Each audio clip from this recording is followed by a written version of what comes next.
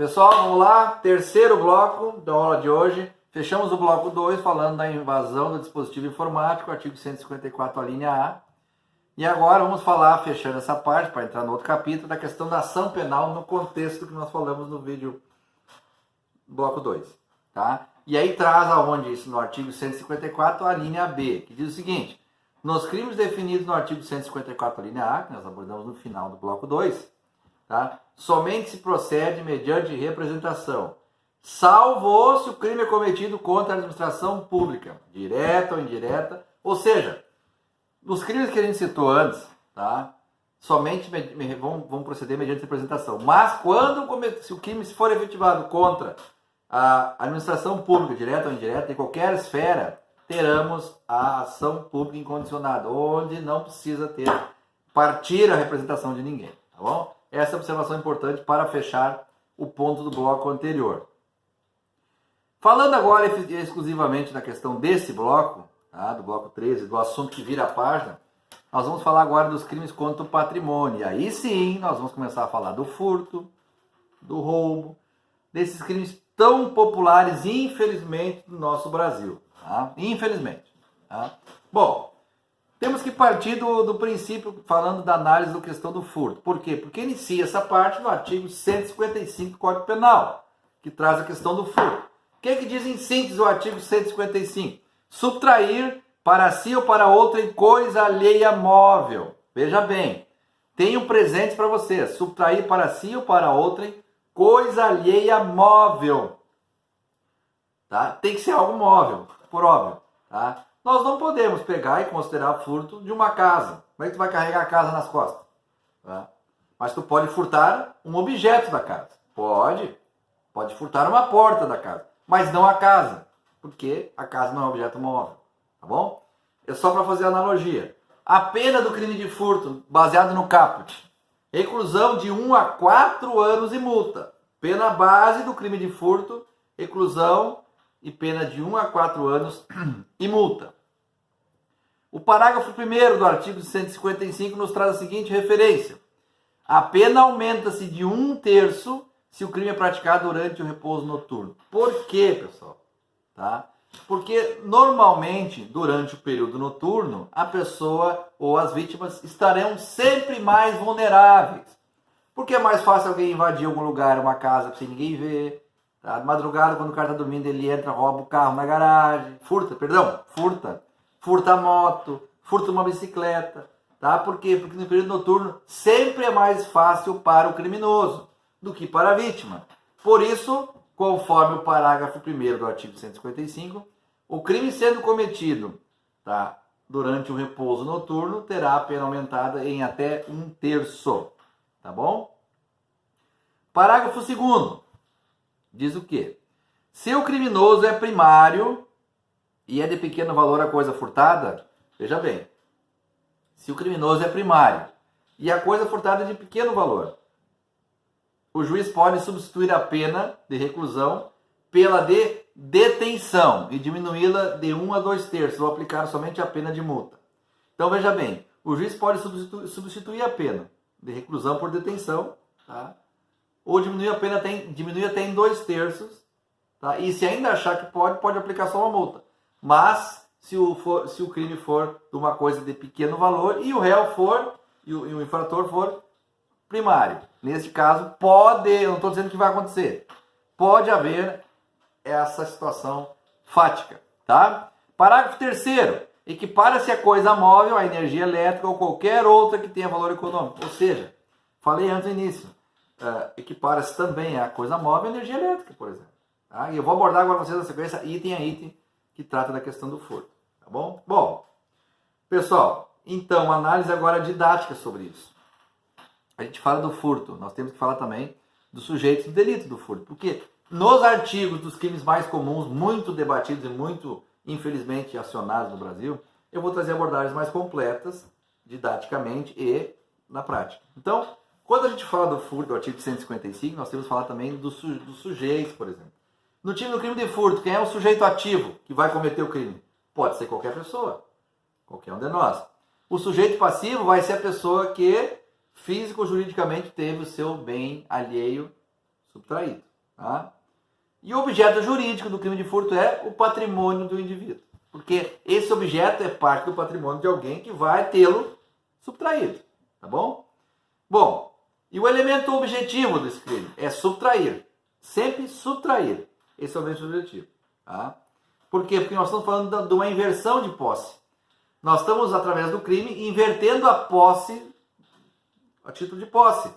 Uma posse é minha, um direito meu, que eu comprei, e a pessoa inverte ela furtando-a de mim. Aquela posse por direito não devia ser dela, e sem minha, que comprei. Tá? Ou que é o que tenho, que ganhei, enfim, etc. Tá bom? Bom, quando a gente fala em subtração, no caso do furto, o artigo 155, nós temos que lembrar que ela se dá de dois contextos, ou seja, que se apresenta em dois contextos. São estes. O primeiro, quando o bem é retirado da esfera de disponibilidade da vítima contra a sua vontade. Tá?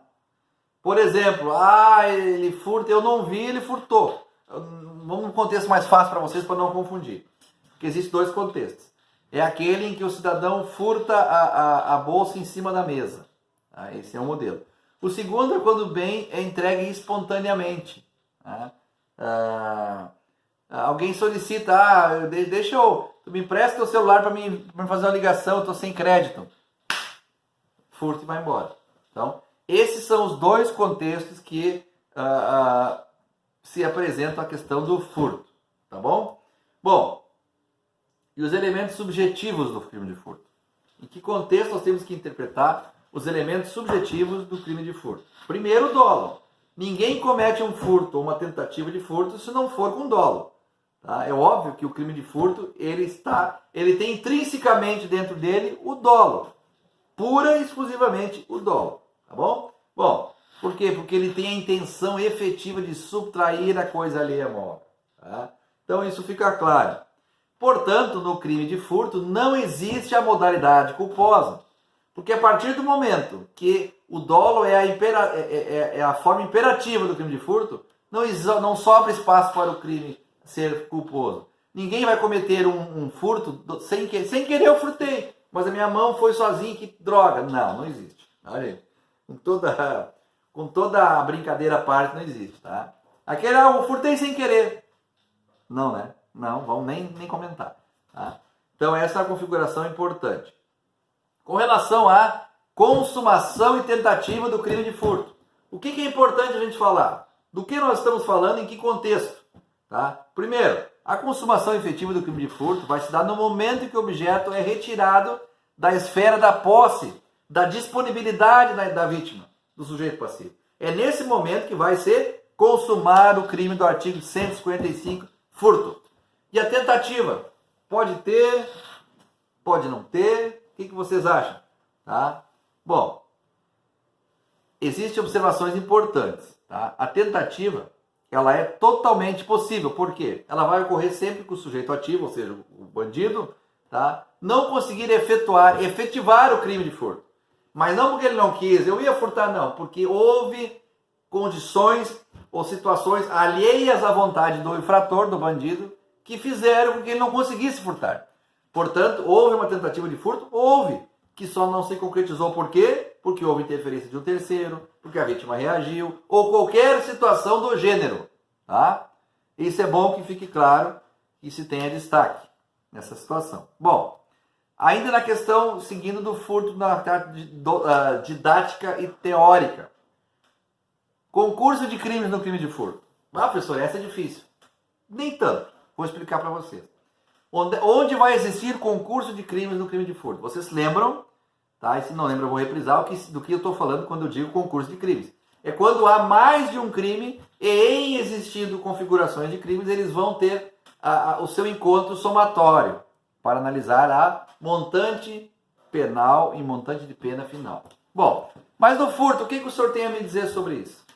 Vamos lá.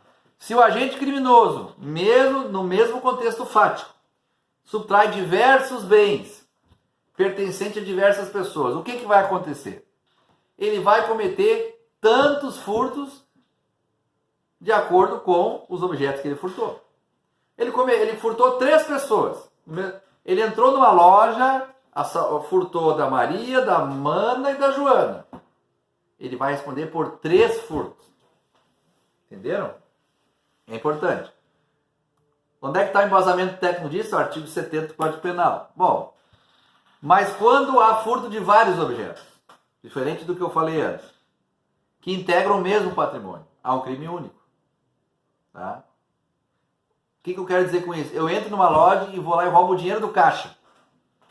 Eu não roubei pessoas diferentes. Eu entrei na loja, podia ter 10 pessoas dentro, mas eu fui lá e roubei desculpe pessoal, desculpe, furtei o dinheiro do caixa.